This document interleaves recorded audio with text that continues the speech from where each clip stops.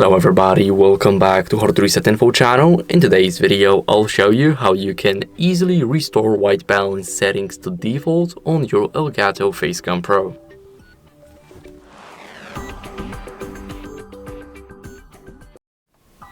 So first, what we need to do is open up the Camera Hub, which is an app especially designed for ELGATO cameras. Now go over to camera settings, make sure that the input here is on ELGATO Facecam Pro. Now scroll down until you see white balance, and here you need to click this little arrow. And as you guys can see, now those settings are back to default. Let me change them again and show you. As you guys can see, now it automatically enabled the automatic and it changed the temperature and the tint.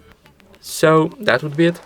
Thank you guys for watching. Make sure to leave a like, subscribe, and see you next time.